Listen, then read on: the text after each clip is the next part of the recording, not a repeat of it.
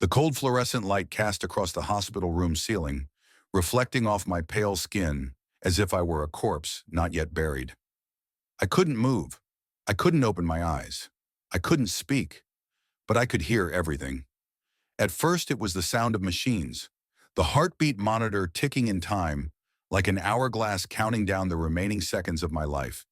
The soft footsteps of the nurse, the doctor's voice telling someone else, "He's alive but still unconscious." Then came the familiar voice. My mother. Her crying was so familiar, but this time it sounded different. It was fake somehow. It wasn't the cry of a mother worried about her child. It sounded more like an actor trying to get the role just right, but not quite pulling it off. Then I heard my brother's voice, Jackson. He was always the smart one, the successful one, the great communicator, according to Mom. As for me, Scott, the hard-working youngest son, obedient, content to stay in my place. The one who always worked tirelessly, never complained, and never asked why they borrowed money. When Jackson leaned in close to the bed, I could feel his breath, the mix of minty gum, alcohol, and cheap cologne. He's not going to make it. We should start talking about the money. I know someone who can handle the paperwork. I thought I must have misheard, but then my mom's voice came through without hesitation. Yeah, he doesn't need it anymore.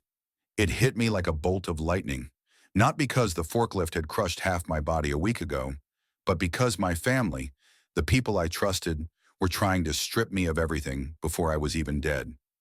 The pain wasn't in my body. It was in my heart. $94,000, my entire life savings, built up from skipping meals and passing on vacations. I used to feel proud of my plans, my determination. I thought they cared about me. But no, they were just waiting for me to die. Jackson kept talking about how he could help me move the money into investments to lower the tax burden. He even said, Mom's the legal guardian, so she can sign for him. Mom just nodded, her voice shaking with emotion. I counted every hole in the ceiling to keep myself from going mad. There were 322 holes in each tile. I counted them over and over, thousands of times.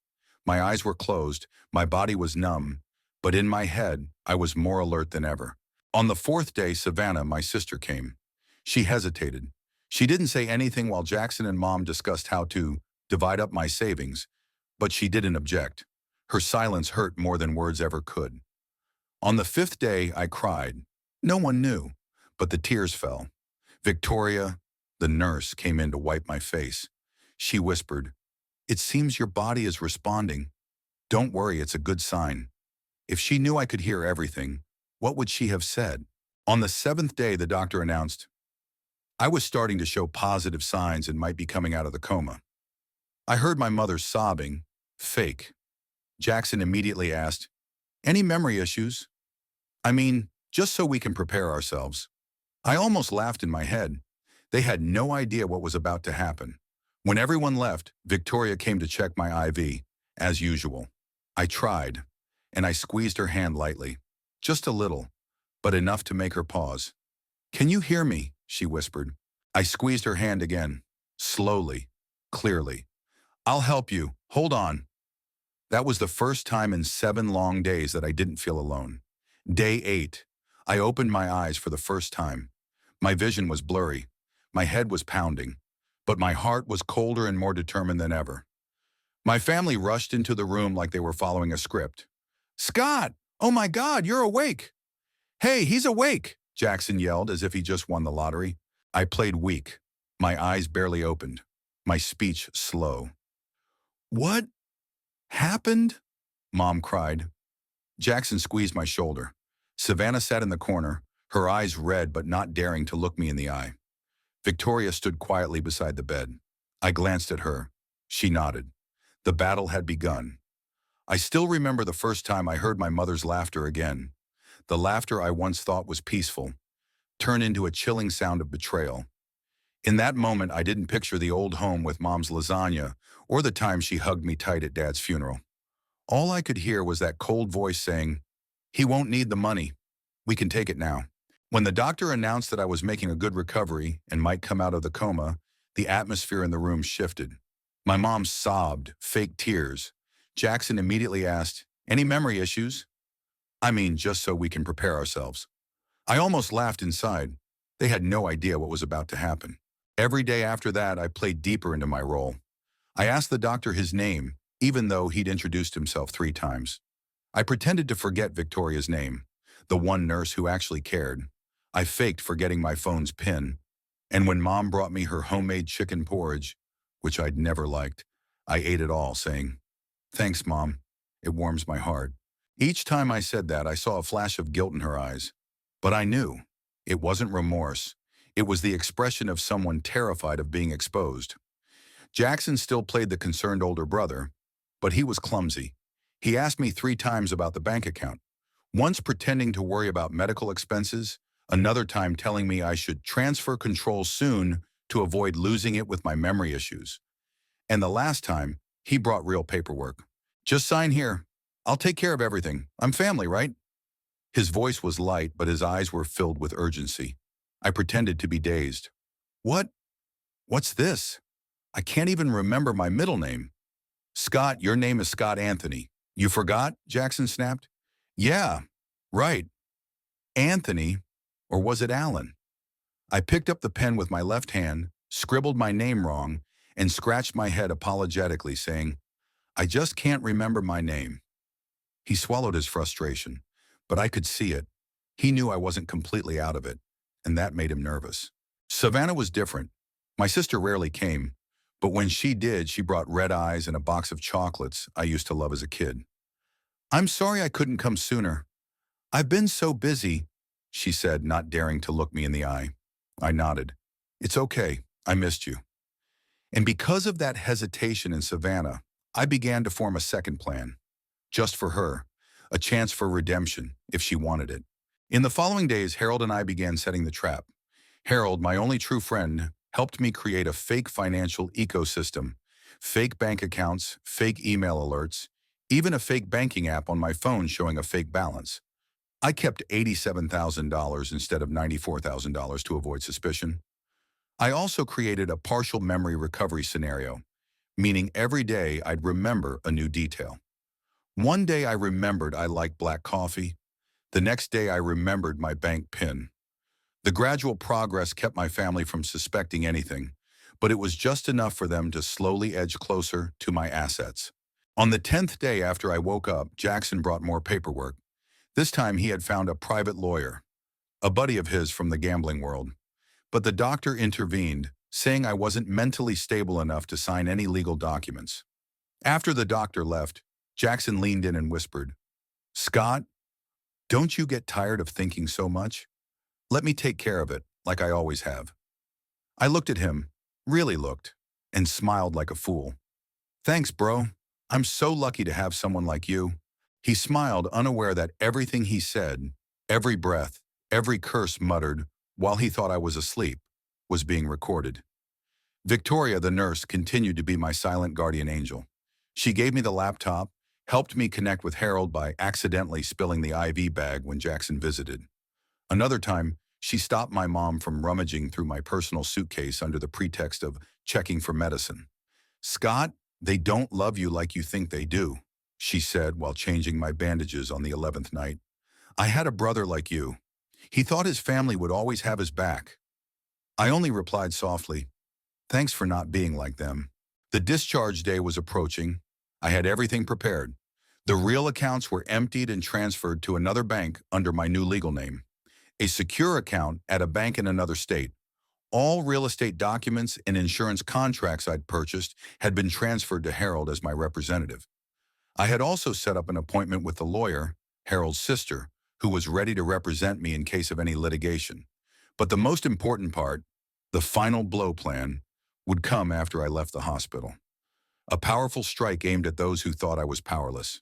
That morning, I sat quietly at the edge of my hospital bed, putting on the old hoodie my mom had brought me. Not to keep me warm, but as a symbol of the lies wrapped in cotton fabric, much like the family ties I had trusted for 32 years. Jackson came to pick me up, playing the role of the devoted brother. He smiled, clapped me on the back, half marking his territory, half seeing me as the fat goose just coming out of the slaughterhouse. He grabbed my luggage and led me to the car he had proudly shown me as borrowed from a friend. I knew it was a rental.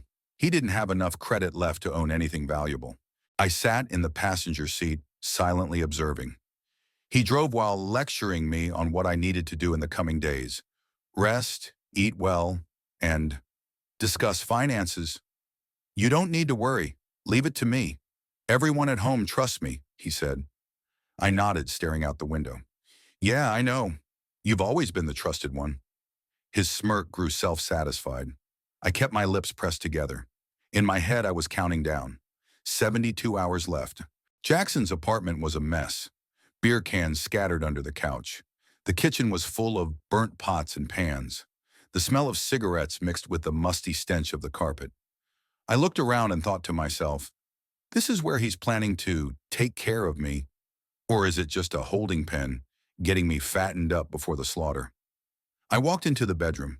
I say bedroom, but it was really just a thin mattress pressed against the wall with no sheets. On the table was a faded cup of water and an old financial investment magazine. Irony at its finest. Jackson made me some instant noodles. You should eat light. You're still recovering, he said. I ate it, complimenting him like the obedient little brother I always was. That night, I pretended to fall asleep early, but really I lay there listening to him talk on the phone with someone. His voice was low, but not low enough to hide what he was saying. No, listen. The money will come soon. He trusts me. I even got the account password. You think I'm letting him stay here for the love, huh? I closed my eyes, gripping the pillow, but the pillow couldn't stop the anger rising in my throat. The next morning, he suggested I transfer some funds to my account to keep it safe for managing medical expenses, physical therapy, meds, and so on. I nodded, opening my eyes wide, pretending to be the clueless brain injury victim. I'll input it for you. You're still tired, he said. Yes, please help me. I opened my phone, logged into the fake account, an app Harold had set up. When Jackson saw the balance of $87,223, his eyes lit up like a child seeing candy. Perfect, buddy. Let me just withdraw $15,000 as an advance for the medical expenses. I fought back tears, not because of the hurt, but because of the anger. I had watched him use me as a living ATM for years. Yes, go ahead, I replied. I entered the details, clicked transfer, and showed him the fake screen displaying transaction successful. $15,000 transferred to account XXX8012. He hugged me, whispering, "You're such a great brother." If he only knew that this great brother had the full recording of the past 3 days, maybe he wouldn't have said that. On the third day at the apartment, I asked to go out for a walk to get some fresh air, but really I was going to meet Harold at our usual coffee shop. I went over everything, every detail. Harold listened and extracted the audio from the app's covert recording feature on my phone. A real Netflix episode, he chuckled. And tomorrow, I asked. Tomorrow, Harold nodded, is when they'll fall into the hole they dug for themselves. He had set up a honeypot system to send fake alerts about suspicious transactions, temporary account lock due to suspected misuse, and emails to both the fake inbox and text messages on Jackson's phone. We were scheduled to meet at Harold's sister's law office tomorrow afternoon to officially file a lawsuit for guardianship abuse and attempted asset theft. That night, when I returned to the apartment, my mom and Savannah were already there. Mom was still playing the devoted mother role, cleaning, making porridge, telling childhood stories. Savannah was silent, still the same girl, eyes downcast, unwilling to look me in the eye. While I pretended to sleep, I heard them whispering in the kitchen. On Friday, once I get the money, I'll have the workers come in. Yeah, I've already picked out the backsplash. Savannah's voice trembled. Mom, what if Scott finds out? Jackson laughed coldly. He can't even remember his own name. Trust me. At that moment, I knew. None of them had the decency to stop. None of them deserved a second chance. Tomorrow would be the day of reckoning. In just a few hours, when Jackson opens the banking app to check if the money's in, he'll see the notification. Account locked due to suspicious activity. All access is being monitored. He'll panic. Mom will call me frantically. Savannah will cry or disappear. But I won't be there anymore. I'll be at the lawyer's office holding all the evidence. The recordings, photos, transaction histories, Even the file of my mom's distribution plan saved on the old tablet she forgot to log out of. Tomorrow, I'll pull away the warm blanket of the naive fool and make them face the truth. I'm no longer a walking ATM. I woke up before Jackson. All night he was drunk, his feet propped up on the table, muttering to himself, "It's done, it's done. Life's about to get better." Meanwhile, I lay still on the thin mattress in his temporary guest room, eyes wide open, counting the cracks in the ceiling. Not because I was afraid, but because I was waiting for this day to come. 7:13 a.m. Jackson groggily rolled out of bed, reaching for his phone, his eyes still bloodshot. Without brushing his teeth or even opening the blinds, he immediately opened the banking app, the fake one that Harold and I had set up to look real. And then, his face froze. He sat up quickly, staring at the screen. I could hear his breath quicken. "Warning, account temporarily frozen due to suspicious transaction. System is verifying. Please contact the bank." "What the hell is this?" Jackson muttered, his hand trembling like someone going through withdrawal. He repeatedly tried to log in again, but the app only displayed the message, "Temporarily unavailable." "A report has been sent to the registered phone number." That number, of course, was mine. I fought back a laugh. "What's going on, bro?" I said, feigning sleepiness. "Didn't you say you transferred the money yesterday?" Jackson looked at me as if trying to figure out if I was playing a game. But I was doing it perfectly. Still the clueless face, eyes drowsy as if I hadn't fully recovered from the injury. Must be a system glitch," he stammered. "I'll take care of it." I nodded and got up to grab my things to shower. Meanwhile, Harold sent a message. "Harold, connection stable, honeypot package working correctly, 3 alerts sent. Time, 7:15 to 7:18. Harold, ready for step 2? I typed back, "Let's burn." 9:02 a.m. My mom calls, her voice frantic. "Scott, I don't know what's happening. Your account, it looks like it's been locked. Call the bank. I just put the deposit down for the tiles." Savannah texts, "I'm so sorry. I really didn't know things had gotten this serious. Can I call you?" I turn off the ringer. At that moment, I'm sitting next to Harold and his sister, the attorney who specializes in guardianship abuse. Each file is placed on the table. Recordings, photos, copies of the money transfer plan, and especially the power of attorney document that Jackson had forced me to sign with the wrong spelling.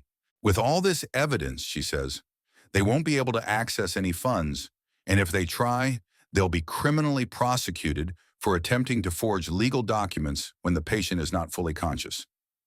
I nod, my hand still clutching the USB drive with the hospital recordings. 10:34 a.m. I return to Jackson's apartment one last time. As soon as I walk in, I see him frantically calling the bank, sweating, his face pale. Mom is crying, and Savannah is sitting silently, her eyes red. "Scott," Mom jumps up, "you need to call the bank. I can't lose that deposit." I walk into the kitchen, put my phone down on the table. Then, I open the recording app. "Hey everyone," my voice changes. It's no longer weak, no longer pretending to be naive. It's the voice of someone who just came back from hell, bringing with them the fire to burn the person who pushed them into it. Do you want to hear what I said by the bedside of a person who's essentially a vegetable? I hit play. Jackson's voice comes through loud and clear. "He's not going to make it. We should take the money first." Mom's voice. "Yeah, he doesn't need it anymore." Savannah lets out a small whimper. Jackson stands frozen, like a statue. I look at each of them, slowly. No accusations, no curses. Just a look that makes the entire room freeze. I heard everything, every word, every sound. While I couldn't move, you were making plans to steal everything I've saved for the last 8 years. I'm not the fool you think I am. I don't need a family like this. Then I place an envelope on the table. Inside is a notification from the attorney about revoking all financial access from family members, along with the report sent to the bank and the request to protect my personal assets. This is the end. Permanently. Jackson opens his mouth to yell, but I cut him off. "I've sent that recording to your workplace, to your girlfriend, to Uncle Edwin, and if you ever come near me again, I'll post it online." He goes silent. I turn to Mom. She's crying. But this time, I don't feel anything. I used to be a good son, but since the day you squeezed my hand and said, he doesn't need the money anymore, you stopped being my mother. Savannah steps forward, but I pull back. You didn't do anything, right? But you didn't stop them either. So you might as well be on their side. I turned away, opened the door, and walked out. And I never looked back. 3 days later, Jackson was put under investigation by his company. Mom lost a $19,000 deposit for the kitchen renovation that never even started. Savannah was drowning in debt as the bank reversed the transactions she thought were covered. As for me, I moved back into my old apartment. Harold installed security cameras, set up an alarm system. I changed my phone number, but kept the old phone to read through the frantic apology messages. As a reminder, I survived, not just physically. A few days later, I met Nurse Victoria again at the little cafe down the street. She smiled and said, "When you squeezed my hand, I knew you weren't a victim anymore." I replied, "I've only just begun. You've come this far with me. Thank you for listening.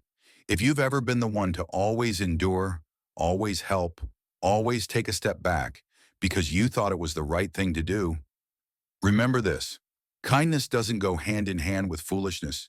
And if someone ever thought you were weak, let them see. You're not silent because you're afraid, but because you're planning." If this story has touched your heart, please hit like, subscribe, and share so I can tell more stories.